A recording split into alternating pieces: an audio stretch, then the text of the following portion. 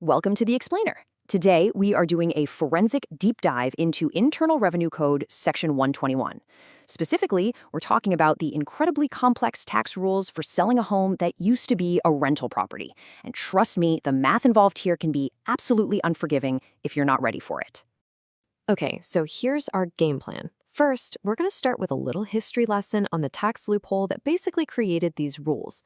Then, we'll get into the nitty-gritty of the non-qualified use statute itself, the math behind it, how it tangles with depreciation, and, this is crucial, the exact step-by-step process for reporting it all on IRS Form 4797. All right, first things first. To really get why today's rules are so strict, we've got to rewind the clock and look at the old system. It created a massive tax planning opportunity that, well, Congress eventually had to shut down. So you can see this pretty dramatic evolution here. Before 1997, you had this rollover rule where you had to defer your gain by buying a new house. Then, bam, 1997 hits, and the Taxpayer Relief Act gives us the super generous Section 121 exclusion we know today. But, as you can see, the party didn't last forever. In 2008, the Housing and Economic Recovery Act, or HERA, brought the hammer down. So what exactly was this loophole? Well, for about a decade, it was a pretty sweet deal for real estate investors. Imagine this. You could hold a rental for years, get all those juicy depreciation deductions, and then just move in for 2 years. That's it, just 2 years to meet the use test. Then you could sell it and poof, a massive amount of capital gain was just wiped away. Totally tax-free. Okay, so that brings us to the legislative fix. HERA introduced this concept of non-qualified use, which you can find in IRC Section 121b5. And this new rule basically drew a hard line in the sand for any property that had a mixed-use history. And this right here is the absolute critical point. January 1st, 2009. That is the magic date. Think of it like a forensic boundary. Anytime you use the place as a rental before that date, grandfathered in. The IRS just ignores it for this calculation. But every single day after that date that it wasn't your primary home, that gets counted against you and it will reduce the amount of gain you can exclude. Now, the tax code does give you a few safe harbors. There are specific exceptions for members of the uniformed services and for certain temporary absences. But the one most people run into is this post-use exception. And it's a big one. Here's the deal. If you live in your house, then move out and rent it for a bit before you sell, that rental period after you lived there doesn't actually count as non-qualified use. It's a huge distinction, as we're about to see. All right, let's roll up our sleeves. We're now getting to the core of why this rule has a reputation for being so tough. We're talking about the actual formula, the nuts and bolts of the calculation that gives this rule its unforgiving name. So check this out. The law under Section 121b5b doesn't care when your property actually gained value.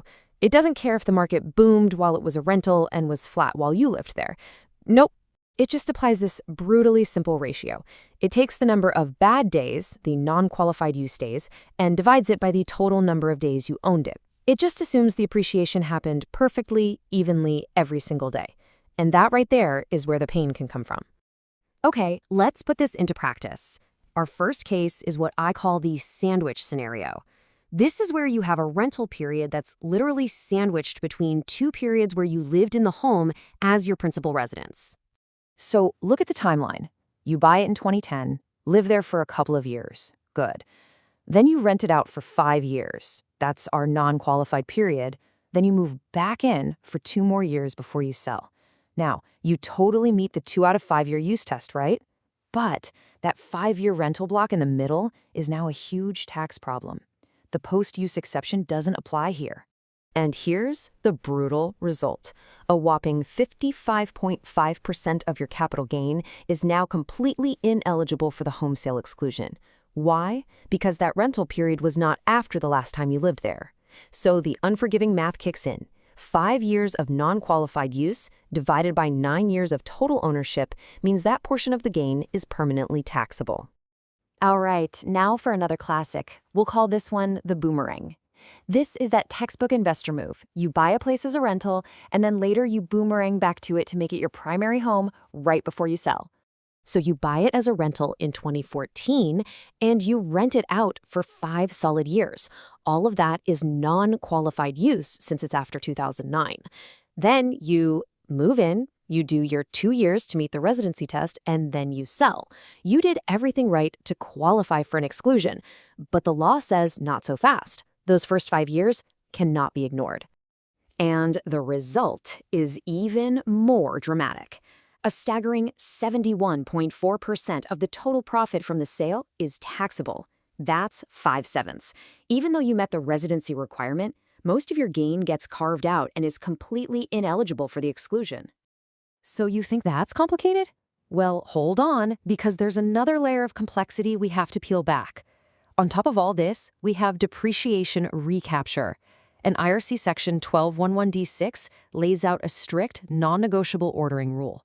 You always have to deal with depreciation first. You have to follow these steps in this exact order. There's no way around it.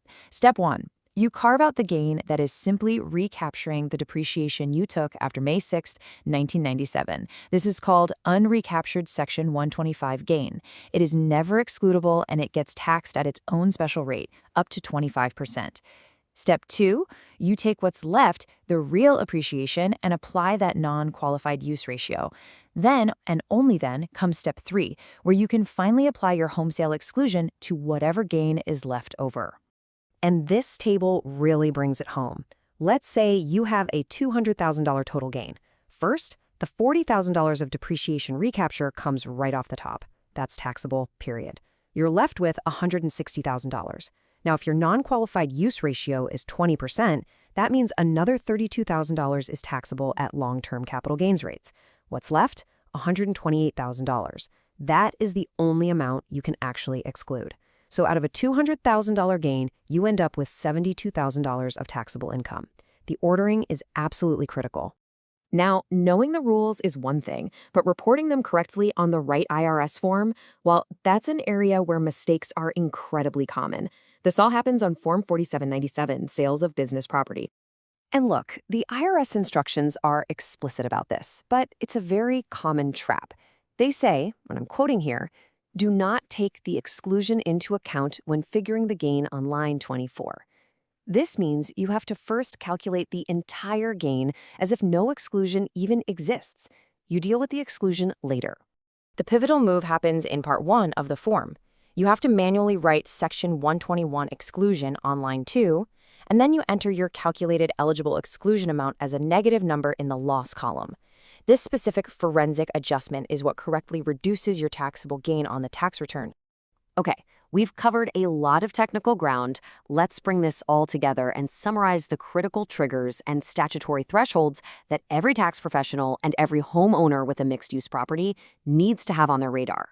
This table really encapsulates the entire analysis. Think of it like a flowchart. First, you have to meet the basic ownership and use test to even be eligible. Then you have to account for the always taxable depreciation recapture.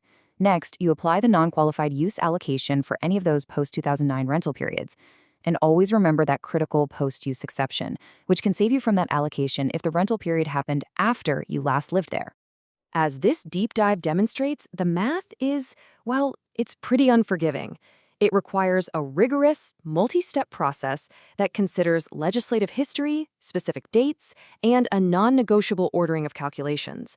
But with a detailed, forensic application of the statute, it is manageable.